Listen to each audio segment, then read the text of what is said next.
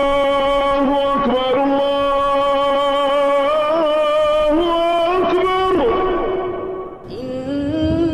limaamu laay sallallahu alayhi wa sallam sayyiduna limaamu laay ma fàttali sama bopp fàttali ñépp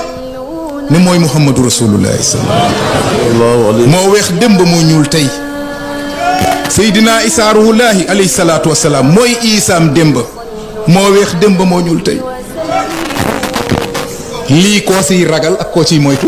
ni man qaala képp ku wax laa ilaha illa allah ku wax laa ilaha illa allah ne amul kenn ku ñuy jaamu ci dëgg bu dul yàlla te xam li muy wax kafara bi maa yubadu wa kafara bi maa yubadu min dunillah ba pare weddi da ngay weddi lépp lu ñuy jaamu te du yàlla lépp foog nga weddi ko mooy faral di wax ne toujours Sénégal ñun suñ sociologie mooy ci wàllu diine dañoo gëmloo ne diine affaire mystique la ñàngal ko ba wàllu diine doomu aadama yi lu leen waay wax ñu gëm lu waay woote fii rek am na ku la gëm mais kenn ñemewul weddi sénégalais yi duñu weddi ci diine ne mën nañu weddi ci wàllu aduna mais côté diine ñemewu ñoo weddi parce que dañuy jàpp ne boo weddee alku moo tax lu waay woote ñu nangu ba pare ne la noppil parce que boo weddee mën ngaa alku wala boo weddee mën ngaa torox aha kay lu la yàlla weddiloo da nga koy weddi yàlla lu mu la weddiloo kooku da nga ciy dute ah li la yàlla gëmloo da nga koy gëm wala doo ko gëm lu la yàlla weddiloo am benn waay bu feeñ ne maamam yonante la ñu ne la loolu bul weddi maandu ci mooy noppi maandu ci mooy lan maandu ci mooy weddi ko lan moo tax mooy yàllaa ko weddi alquran a ko weddi maa kaana muhammadun aba ahadin min rijalikum walakin rasulallahi wa xaatama nabiyin muhammad du bàyyi kenn ci yéen saxaaba yi mais xam leen ne yonant bu yàlla yónni dafa am privilège seen kaw privilège bu gën a fort sax seen privilège u seen papa parce que yonant la seen yéen da ngeen koy topp seen i papa sax dañ ko war a topp kon moo gën a fort seen papa ci yéen te xam leen ne mooy moo tëj buntu yonent yi tëj na ko dafa tëj buntu bi jël caabi ji damm ko sànni buntu bi dootul ubbeeku benn waaye ñëw ne moom ubbi na buntu bi ba dugg fan la jaar yonent bi alayhi salaatu wasalaam mooy ci mujj ci yonent kenn ku ñëw kon di ko woote kooku ay caaxaan la soit dafa am ay problème wala mu feebar wala yaa quelque chose mais normal kuy woote woo yonent ginnaaw yonent bi rek normal da nga am problème mu ngëm am problème mu pas-pas bu yonent bi ne man maay ki mujj ci yonent yi alquran ne moo mujj yow nga ñëw weddi alquran ku weddi alquran duñ ko weddi ah ku weddi alquran dañ lay weddi parce que yaa weddi alquran ku weddi alquran ñu weddi la ñi dof ak ñi wér ñëpp xam nañu yonent bi moom moo yonent bi mujj ci jamono kon nit bu ñëwee di woote woone moom moo yonent mujj ci jamono kooku dafa weddi alquran wala alquran dafa saxal ne am na beneen yonent bu ñëw ginnaaw yonent bi alquran moo wax loolu waaw léegi bu waaye benn waaye ñëwee ne moom yonent la waaw ñun nañ ko da ngaa weddi alquran maandu leen ci jàpp leen seen njàmbur gëm leen li ngeen gëm te noppi ñu ne ko liñ gëm moo ñu weddiloo li nga nekk liñ gëm moo ñu weddiloo li nga nekk parce que alquran moo ñu wax ni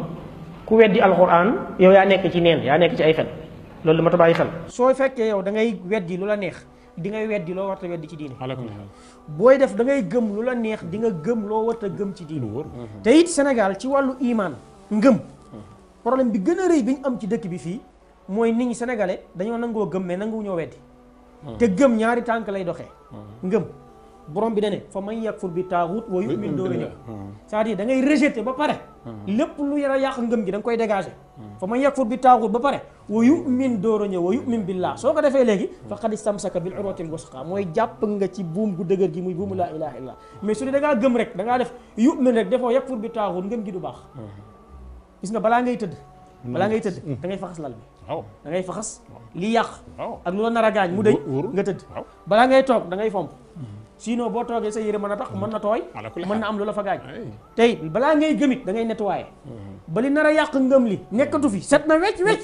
nga tabax ci sa ngëm boo ci tabaxee day dëgg loolu mooy fa man yakfur bi taaxut wa yu'min billah soo ko defee résultat mooy faqad istamsaka bil urwatil wusqa te lan fi saama laha dootul fecceeku mais sénégalais liñ nangu mooy dañuy gëm day wax ne oustaz bu ñu wàccoon ci mbedd mi fii man ak yow wàcc tey di dox ak oustaz dox ci mbedd mi rek dajeeg benn waaye bu ñëw di xëxët di nooyi lan la mu ne dama doon dox ci mbedd bi dajeeg yàlla xam nga ñun ñëpp dañoo xam ne kii waxi dof lay wax yàlla da ko ñuy dajal ci mbedd mais day gis ku yenu ay dàllam jógee fële dikk naan la bu ko weddi wóorut xamoo lu mu gis gëmal li nga gëm te bàyyi ko waaw wallahi sax mais diine du noonu bu ko weddi wóorut